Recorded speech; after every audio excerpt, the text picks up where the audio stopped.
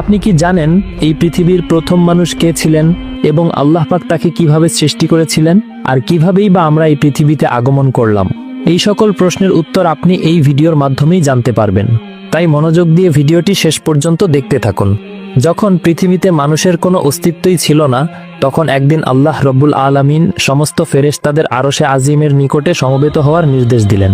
হুকুম পাওয়া মাত্রই অসংখ্য ফেরেশতা সেই নির্দিষ্ট স্থানে হাজির হলো। তখন আল্লাহ তাআলা তাদের উদ্দেশ্যে বললেন, ইন্নী জাইলুন ফিল আরদি খলিফা, আমি পৃথিবীতে আমার একজন প্রতিনিধি প্রেরণ করতে চাই।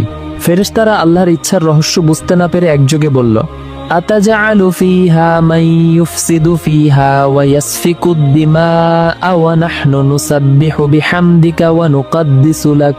হে পরওয়ারদিগার, আপনি কি এমন এক সৃষ্টিকে পৃথিবীতে আনতে চান যারা সেখানে অশান্তি সৃষ্টি করবে ও রক্তপাত ঘটাবে? অথচ আমরাই তো সর্বক্ষণ আপনার তাসবিহ ও ইবাদতে ব্যস্ত রয়েছি। তবে নতুন খলিফা বানানোর প্রয়োজন কি? ক্বালা ইন্নী আ'লামু মা লা তা'লামুন। হে আমার ফেরেশতাগণ, আমি যা জানি তোমরা তা জানো না। মানুষ কেমন হবে, কে আমার আনুগত্য করবে আর কে অবাধ্য হবে, সে বিষয়ে আমি তোমাদের চেয়ে অধিক অবগত। তবে জেনে রাখো, আমি তোমাদের মতামত চাইনি, শুধু জানিয়ে রাখলাম মাত্র।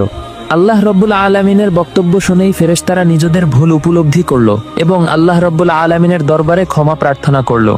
এরপর একদা আল্লাহ রব্বুল আলামিন তার শ্রেষ্ঠ 4 ফেরেশতা হযরত জিবরাইল, মিকাইল, ইসরাফিল এবং আজরাইল আলাইহিস সালামকে ডাকলেন।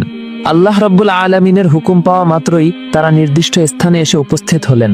আল্লাহ রব্বুল আলামিন হযরত জিবরাইল আলাইহিস সালামকে তখন লক্ষ্য করে বললেন, হে জিবরাইল, তুমি পৃথিবীতে যাও এবং সেখান থেকে এক মুষ্টি মাটি নিয়ে আসো, যে মাটি দ্বারা আমি আমার খলিফাকে তৈরি করব। হযরত জিবরাইল আলাইহিস সালাম পৃথিবীতে এসে এক জায়গা থেকে এক মুষ্টি মাটি তুলতে ইচ্ছা করলেন।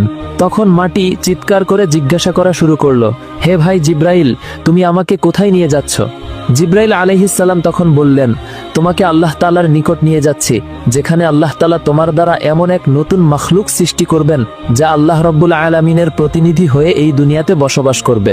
এই কথা শুনে তখন মাটি বলল, ভাই জিবরাইল, তুমি আমাকে নিও না, তুমি আমাকে রেখে দাও, কারণ আমাকে দিয়ে আল্লাহ রব্বুল আলামিন যাদের সৃষ্টি করবেন তারা আল্লাহ তাআলার নাফরমানিতে লিপ্ত হবে, যার কারণে আল্লাহ রব্বুল আলামিন তাদেরকে শাস্তি ভোগ করাবেন। তো আমি যদি তাদের শরীরে থাকি তাহলে সেই আযাব আমাকেই ভোগ করতে হবে। অথচ আল্লাহ রব্বুল আলামিনের আযাব ভোগ করার মতো শক্তি এবং সাহস কোনোটাই আমার মধ্যে নেই। অতএব তুমি এই বিষয়ে আল্লাহ তাআলার নিকট আমার পক্ষ থেকে ক্ষমা প্রার্থনা করবে। মাটির এই আর্তনাদ হযরত জিবরাইল আলাইহিস সালাম খালি হাতে আল্লাহর দরবারে ফিরে গেলেন এবং আল্লাহ তাআলার নিকট গিয়ে মাটির আর্তনাদ ও তার অক্ষমতার কথা প্রকাশ করলেন। এরপর আল্লাহ তাআলা হযরত মিকাইল আলাইহিস